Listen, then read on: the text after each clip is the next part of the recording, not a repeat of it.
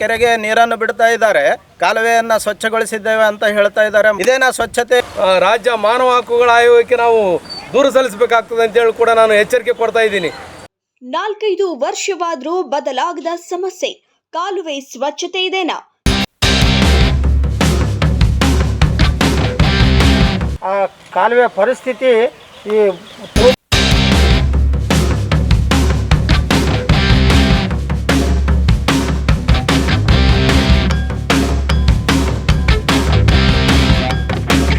ಈ ಪುರಸಭೆಯವರಾಗಲಿ ನೀರಾವರಿ ಇಲಾಖೆಯವರಾಗಲಿ ಇದು ಯಾವುದು ನಿಯಂತ್ರಣ ಮಾಡೋಕ್ಕೆ ಕಾಯ್ದೆ ಕಾನೂನುಗಳು ಈ ದೇಶದಲ್ಲಿ ಇಲ್ವಾ ಅಂತ ನಮಗೊಂದು ಅನುಮಾನ ಕಾಡ್ತಾ ಇದೆ. ಇದು ಈ ರಾಜಕಾರಣಿಗಳಾದವರು ಅವಿದ್ಯಾವಂತರಿಗೆ, ಅನುಭವ ಇಲ್ಲದವರಿಗೆಲ್ಲ ಕಾಮಗಾರಿ ಕೆಲಸ ಕೊಟ್ರೆ ಹೀಗೇನೆ ಆಗೋದು. ತಾಜಾ ಉದಾಹರಣೆ ಇದೆ. ತಗಡವನ್ನು ಅಡ್ಡ ಇಟ್ಟು ಕೆನಾಲ್ ನೀರು ಬಿಡ್ತಕ್ಕಂಥ ವ್ಯವಸ್ಥೆ ಮಾಡಿದ್ದಾರೆ. ಯಾವ ಇಂಜಿನಿಯರ್ ಮಾಡ್ಯಾನೋ ಗೊತ್ತಿಲ್ಲ. ಚರಂಡಿ ನೀರೆಲ್ಲ ಇದ್ರಾಗೆ ಕೆನಾಲ್ನಾಗೆ ಬರಕತ್ತಾವ. ಈ ಚರಂಡಿ ನೀರು ಕುಡ್ಸಕತ್ತಾನ ಮಾನವ ಜನತೆಗೆ ಚೀಫ್ ಆಫೀಸರು. ನಗರದ ವಾರ್ಡ್ ನಂಬರ್ 4ರಲ್ಲಿ ಆರ್ಜಿ ಕ್ಯಾಂಪ್ ರಸ್ತೆಗೆ ಬರುವ ಈ ರಾಜಕಾಲುವೆ ಡ್ರೈನೇಜ್ ಲೀಕೇಜ್ ಸಮಸ್ಯೆ ಕಳೆದ 5-6 ವರ್ಷಗಳಿಂದ ಇದ್ರು. ಮಾನ್ವಿ ಪುರಸಭೆಯಲ್ಲಿರುವ ಹಿರಿಯ ಆರೋಗ್ಯ ನಿರೀಕ್ಷಕ ಮಲ್ಲಿಕಾರ್ಜುನ್ ರವರು ಖಾಲಿ ಹುದ್ದೆಗೆ ಬಂದು ವರ್ಷ ಮಾತ್ರ ಆಗಿದೆ. ಆದರೆ ಕಳೆದ 5-6 ವರ್ಷದಿಂದ ಕಿರಿಯ ಆರೋಗ್ಯ ನಿರೀಕ್ಷಕ ಹುದ್ದೆಯಲ್ಲಿರುವ ಮಹೇಶ್ ಇವರಿಂದಲೂ ಶಾಶ್ವತ ಪರಿಹಾರ ಸಿಗ್ತಾ ಇಲ್ಲ.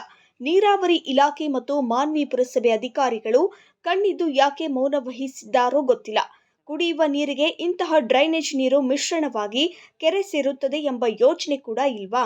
ಇಂತಹ ಪ್ರಮುಖ ಸಣ್ಣ ಸಮಸ್ಯೆಗಳಿಗೆ 4-5 ವರ್ಷ ಬೇಕಾ? ಇನ್ನೆಷ್ಟು ವರ್ಷ ಬೇಕು ಎಂಬುದು ಮತದಾರರ ಪರವಾಗಿ ನಮ್ಮ ಸವಾಲು. ಮಾನ್ವಿ ನಗರದಲ್ಲಿ ನಿದ್ರಾವಸ್ಥೆಯಲ್ಲಿದ್ದ ನೀರಾವರಿ ಇಲಾಖೆ ಅಂತ ಹೇಳ್ಬೋದು.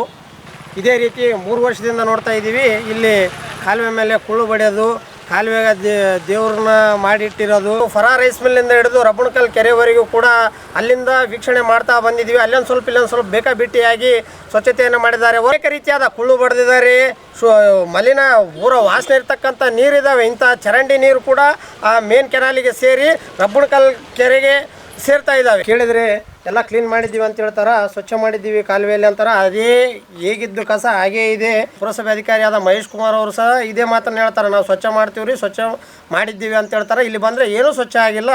ಇದರ ಮೇಲೆ ನೀರು ಬಿಟ್ಟು ನಮಗೆ ಶುದ್ಧ ಕುಡಿಯುವ ನೀರಿನ ವ್ಯವಸ್ಥೆ. ಇದು ಕೇವಲ ಪುರಸಭೆ ಮಾತ್ರ ಅಲ್ಲದೆ ನೀರಾವರಿ ಇಲಾಖೆಯ ಅಧಿಕಾರಿಗಳಿಗೆ ಅಷ್ಟೇ ಯಾಕೆ? ಶಾಸಕರು ಹಂಪಯ್ಯ ನಾಯಕರಿಗೆ ಕೇಳುವ ಪ್ರಶ್ನೆ ಮತ್ತು ಜವಾಬ್ದಾರಿ ಕೂಡ. ಇವರ ಆಡಳಿತ ಅವಧಿಯಲ್ಲಿ ಜನರ ಆರೋಗ್ಯ ದೃಷ್ಟಿಯಿಂದ ದುರಸ್ತಿಗೆ ಮುಂದಾಗಿ ಸಂಬಂಧಪಟ್ಟ ನೀರಾವರಿ ಮತ್ತು ಪುರಸಭೆ ಅಧಿಕಾರಿಗಳಿಗೆ ಶಿಸ್ತು ಕ್ರಮ ತೆಗೆದುಕೊಳ್ಳಬೇಕಾದದ್ದು ಶಾಸಕರು. ತುಂಗಭದ್ರಾ ಡ್ಯಾಂನಿಂದ 85ನೇ ಎಡದಂಡೆ ಕಾಲುವೆ ಮೂಲಕ ಮಾನ್ವಿ ರಬ್ಬಣಕಲ್ ಕೆರೆಗೆ ಬೇಸಿಗೆ ಹಿನ್ನೆಲೆ ಕುಡಿಯೋಕೆ ನೀರು ಸಂಗ್ರಹಿಸಿಕೊಳ್ಳಲು ಸ್ವಚ್ಛತೆಯ ಕಾರ್ಯ ಸಿದ್ಧತೆ ನಡೆಯುತ್ತಿದೆ. ಕಳೆದ 2 ಕಸ ವಿಲೇವಾರಿ ಸ್ವಚ್ಛತೆ ಕಾರ್ಯ ನಡೆಯುತ್ತಿದೆ. ಆ ಸ್ವಚ್ಛತೆ ಹೇಗಿದೆ ನೋಡಿ. ಕಂಡಲ್ಲಿ ಮನೆಯ ವೇಸ್ಟೇಜ್, ಬಟ್ಟೆ, ತ್ಯಾಜ್ಯ ಇವೇ ತುಂಬಿವೆ. ಪುರಸಭೆಯವರಿಗೆ ಈ ಕೆಲಸ ವರ್ಷಕ್ಕೊಮ್ಮೆ ಕೆಲಸ ತಪ್ಪಿದ್ದಲ್ಲ.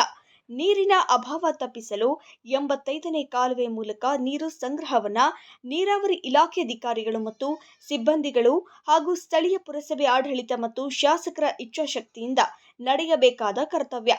ಮೇನ್ ಕೆನಾಲಿಗೆ ಜೋಡಣೆಯಾಗಿ ಇಲ್ಲಿಂದ ಇದೇ ನೀರನ್ನು, ಇಂಥ ಕಲುಷಿತ ನೀರನ್ನು ನಮಗೆ ಮಾನ್ವಿ ನಗರಕ್ಕೆ 60,000 ಜನಸಂಖ್ಯೆಗೆ ಕುಡಿಸ್ತಕ್ಕಂಥ ಕೆಲಸ.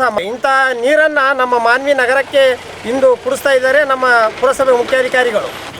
ಶಾಸಕರು ಕೂಡ ಇಂಥ ಕೆಲಸವನ್ನು ನೋಡೇ ಇಲ್ಲ ಇವತ್ತಿನವರೆಗೂ. ಇದರ ಬಗ್ಗೆ ಬೇಜವಾಬ್ದಾರಿತನ ಇದೆ ಅಂತ ಹೇಳಕ್ಕೆ ಇಷ್ಟಪಡ್ತೇನೆ. ಅದೇ ರೀತಿಯಾಗಿ ಸುಮ್ಮನೆ ಬೇಕಾಬಿಟ್ಟಿಯಾಗಿ ಹೈವೇಯಲ್ಲಿ ಕುಂತು ಪ್ರೆಸ್ ಮೀಟನ್ನು ಮಾಡಿ ನಾವು ಮಾನ್ವಿ ನಗರಕ್ಕೆ ಯಾವುದೇ ನೀರಿನ ತೊಂದರೆ ಆಗಲಾರ್ದಂಗೆ ಇದು ಮಾಡ್ತೀವಿ ಅಂತಕ್ಕಂಥ ಮಾತನ್ನು ಹೇಳ್ತಾರೆ. ಬಟ್ ಯಾವುದೇ ಶುದ್ಧ ನೀರಿಲ್ಲ, ಯಾವುದೇ ಕುಡಿಯುವ ನೀರು ವಾರಕ್ಕೊಂದ್ಸಲ ನೀರು ಬರ್ತಾವೆ ಮಾನ್ವಿ ನಗರಕ್ಕೆ.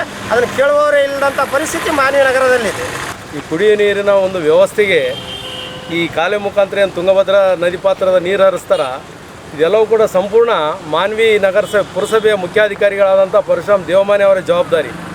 ಒಂದು ವಿಚಿತ್ರ ಸಂಗತಿ ಏನಂದರೆ, ಈ ಪರಶುರಾಮ್ ದೇವಮಾನೆ ಅನ್ನೋ ಚೀಫ್ ಆಫೀಸರು ಯಾವಾಗನ್ನ ಕೇಳಲಿ tahsildar meeting, DC meeting, minister meeting, MLA meeting, ತಿಂಗಳಲ್ಲಿ ಒಂದು 5 ಆಯ್ತವಾರ ಹೋಗ್ತಾವ, 1-2 ಸೂಟಿ ಬರ್ತಾವ, ಒಂದು 7-8 ದಿನ ಹೋಗಿಬಿಡ್ತದೆ, ಒಂದು 15 ದಿನ ಮೀಟಿಂಗ್ಗಳು ಬರೀ ಇದಕ್ಕೈತಿ. ಸ್ಟಾಫ್ ಮೀಟಿಂಗು ಇಲ್ಲ ಇನ್ನೊಬ್ಬರು ಮೀಟಿಂಗ್ ಹೇಳಿ ಫೋನ್ಗಳು ಎತ್ತೋದಿಲ್ಲ.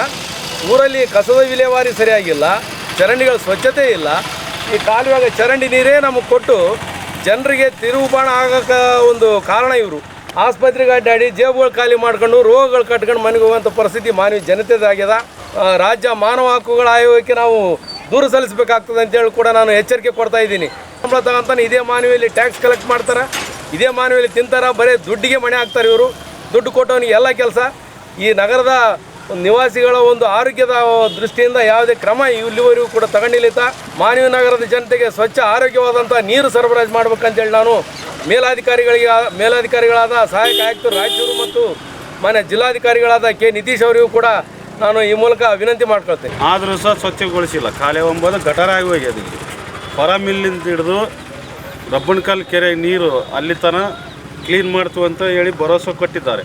ಆದರೂ ಇದುವರೆಗೆ ಆಯಿತು ಒಂದು ಸ್ವಚ್ಛತೆಯೇ ಆಗಿಲ್ಲ. ಇಲ್ಲಿ ಸಂಬಂಧಿಸಿದ ಅಧಿಕಾರಿಗಳು ಈ ಸಮಸ್ಯೆ ಬಗೆಹರಿಸುವ ಕೆಲಸ ಮಾಡಬೇಕಿದೆ. ಈ ಕೆಲಸವು ಈ ಹಿಂದೆ ಆಡಳಿತದಲ್ಲಿದ್ದ ಜೆಡಿಎಸ್ ಮತ್ತು ಪುರಸಭೆಯ 27 ಜನ ಸದಸ್ಯರಿಂದಲೂ ಆಗಿಲ್ಲವೆನ್ನುವುದು ದೊಡ್ಡ ನಿರ್ಲಕ್ಷ್ಯ ಕೂಡ ಹೌದು. ಕೂಡಲೇ ಸಂಬಂಧಪಟ್ಟ ಅಧಿಕಾರಿಗಳು ಇದನ್ನು ಸ್ವಚ್ಛ ಮಾಡಲಿಲ್ಲ ಅಂದ್ರೆ ನಾವು ಒಂದು ಆಂದೋಲನೆ ಮಾಡಬೇಕಾಗ್ತದೆ.